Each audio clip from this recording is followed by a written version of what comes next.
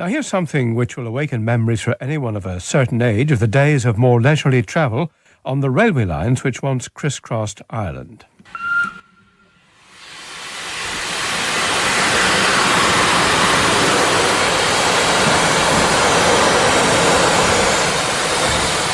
For the railway enthusiasts of Downpatrick, those days are far from over, and this year, another milestone for them as they extend their operations in a significant way.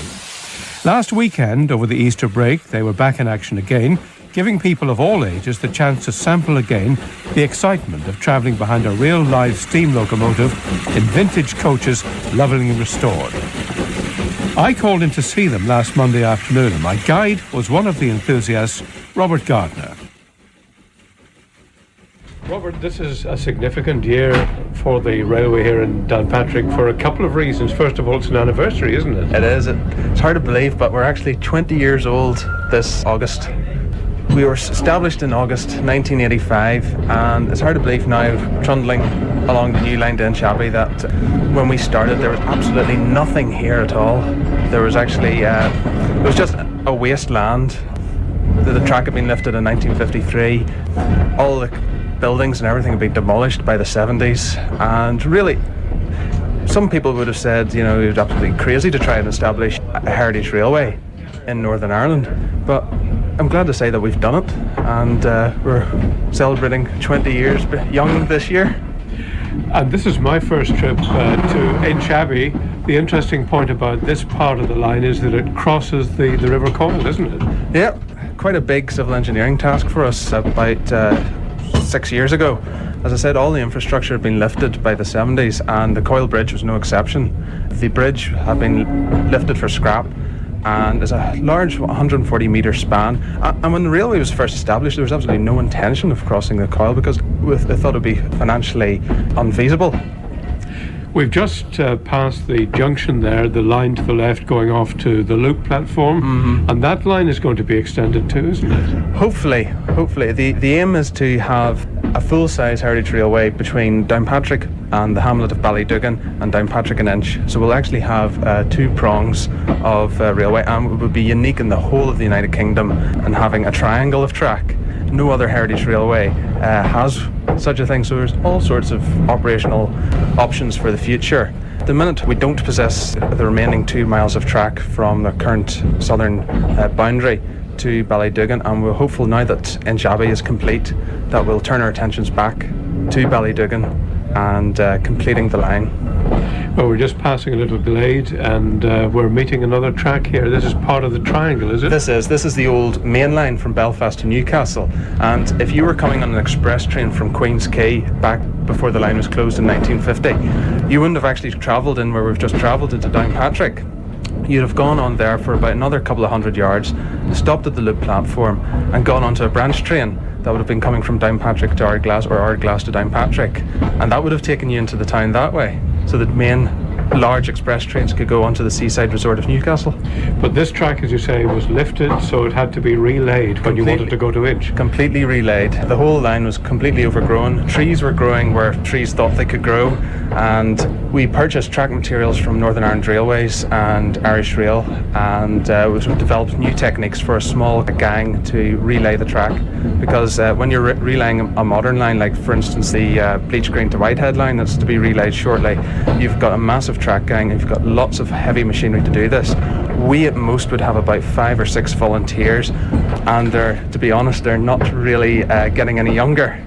And so we have to develop new techniques to lift the relatively heavy pieces of track into position, and it has taken time, and at about an average rate of about, say, 120 yards of track. And that whistle, I imagine, suggests we're just about to cross the bridge. We're coming up to the bridge now. You can see the small drainage chuck that I'm advised is called the Duck River from Downpatrick, and it joins the Coyle just about up here. And yes, you can see the Coyle coming up here, and there's some hides there for the bird watchers. And this is the river coming up now. And there's and actually you can see a float in there at the minute from probably a fisherman who's lost it. And in the summertime, this is just beautiful. There's lilies come up out of the coil. There's flocks of geese and swans and everything, and the wildlife's just tremendous around here. Now, there's a station still to be built at Inch Abbey, isn't that right? Actually, we've more or less finished building it. It's a small wooden platform. We haven't got any station building, so to speak. It's just a platform. And really today is a sneak preview of Inch. We're still to complete another piece of track alongside it. One of the big attractions will be that people will be able to spend maybe the day, visit the ruins of Inch Abbey, and then come back by train. Well, this is an absolute tremendous thing for us that for once the railway here at Downpatrick can be used as a proper railway.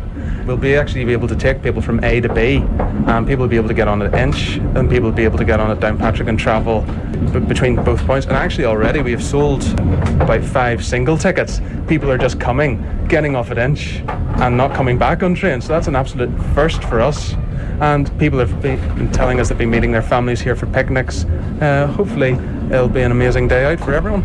Well, you've been very successful this Easter, haven't you, with big crowds coming here? Big crowds. We've got a 3-coach train on, which is the same size, same capacity as a Northern Ireland Railways train, and it's absolutely full. It's standing room only in some cases, and we're working away trying to get more coaches restored so we can have even more capacity. And when this train came into Downpatrick platform there, the people on the previous trip came off, there was a real buzz, a lot of excitement. Obviously steam still has that great attraction for people. It has indeed. For some people, coming here is actually the first time they've ever seen a steam train. For me, myself, it was actually the first time I'd actually seen a steam train up close. I've seen the Portrush Flyer going past our caravan up at Portrush, but here is the first time people can actually get close to a steam train, touch it, talk with the drivers, and find out how the thing works and what it takes to operate one. Well, judging by the sounds and the fact that we're slowing down slightly, I imagine we're approaching Inch right now, are we?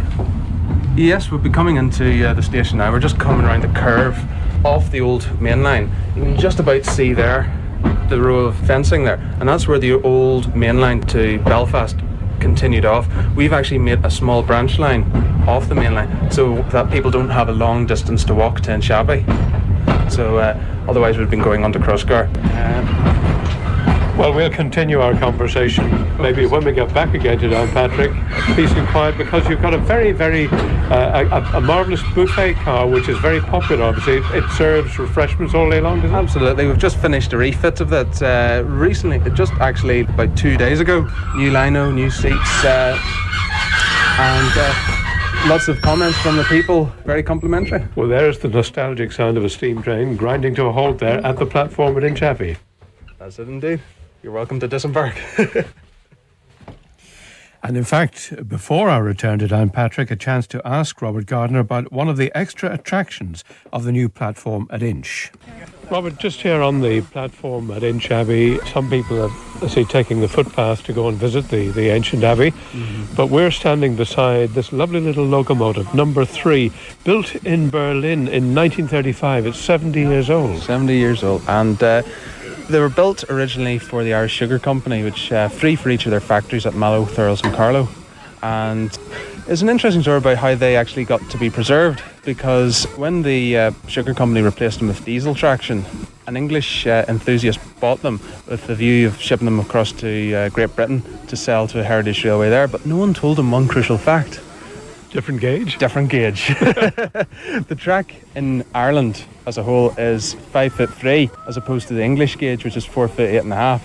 And when he was told this, he sort of forgot about the engines and moved them after moving them to Dalkey Station south of Dublin. And we purchased these the engines off him in the late 80s and moved them to Downpatrick. And our friends up at the Whiteheads at the RPSI have restored this one, and we're hopeful at some stage that we might be able to get funding to restore a second engine that's identical to this one, so that we'll actually have 2 steam trains. Perhaps we might have 2 steam trains in operation at one time, but it's more really to keep steam traction going, because as one comes into service, one needs to go out for maintenance and other sort of bits of TLC. Well, this one now is at the head of the train, having arrived here in Inch Abbey, and it's going to move forward and then double back to the other end of the train to put it back to Downpatrick. Yeah, this is a little treat that the passengers seem to enjoy. It's known as the run round. Unlike a modern diesel train, like you would see in NIR, you can't control a steam train from either end. The engine has to physically move to the far end. So what happens is I've got a little piece of double track here. The engine will uncouple, run up onto the other track, and then to the far end of the train, couple on, and then pull out again. Here's the operation underway now. There it is. Great excitement for the kids who are on board. Yeah, and you see some of them going to take a watch up, and whenever she moves to the other end, you just see them running to the far end to see her at the other end. All the points are operated manually, are they? They are. At this one, what we're trying to install is what's known as a tumbler, which will automatically flip the points over. And you can just see it lifting up there, and there it plunks back down into position. So once the train's gone past that, when it reverses, the points are ready for it to take the other line, move back onto the other line. Right. And that cuts down a little bit of maintenance. And at the other end, there's still a little bit of work to do, because we're going to put in a ground frame, which is a small, tiny little version of a signal cabin. And it's only about 2 foot by 3 foot high, and that'll control the points and a small signal at that end. So that'll cut down an awful lot of the time it takes to perform this operation.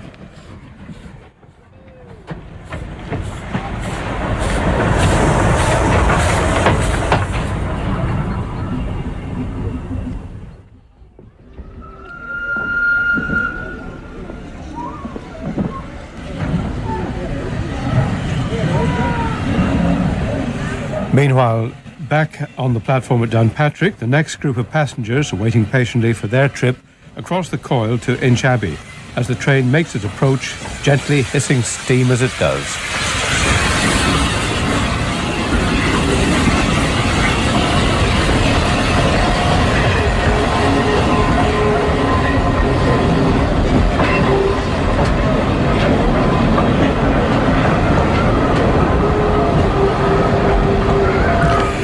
And on the other platform, I joined Robert again, this time on another of the restored coaches.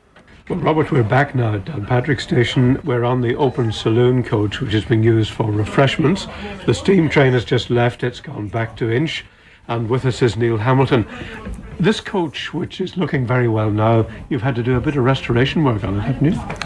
Yes, this coach had a full refit back in the year 2000, and it was looking very well until we had a severe vandal attack about 6 months ago, and that resulted in the coach having to have quite a lot of work done to it to put it back into service, and we lost the best part of last summer because of that.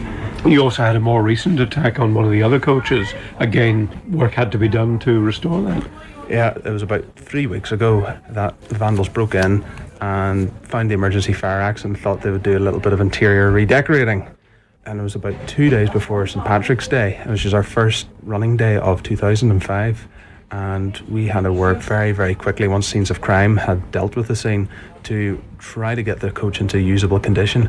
It's not finished yet, but it is in a usable condition, so we haven't lost the use of that coach, which we're very grateful for. This is a problem that can be dealt with once and for all, because it's very unfortunate, isn't it? Unfair. People are giving a lot of time to keeping this thing going. Yes, the amount of time and work involved in repairing damage alone is really very hard to estimate. There's certainly the cost involved, but the time and the general disruption creates a lot of difficulties for us, and it's certainly something that an organisation that at the best of times is short of labour could really do without. Mm-hmm. Well, hoping things will be better for the future. You've got a very busy programme lined up for this year, and in fact a change of name, is that right? That's right. This year, in our 20th anniversary year, we're actually introducing a new name.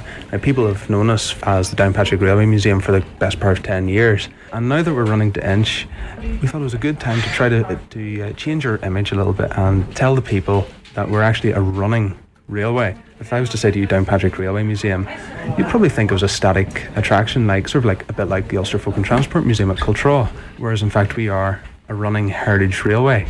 And we thought that by going back to the roots, that this railway was originally the Belfast and County Down Railway, and just simply substituting Belfast with Downpatrick, that would be recreating a little bit of the past as well, hopefully setting things up for another 20 years. Well, I hope so indeed. And in fact, people can find out more by going online to www.downrail.co.uk, isn't that right? That's right, that's our website. How many cups of tea have you been serving today? Well, I've lost count within the last half hour, but it's certainly been well above expectation.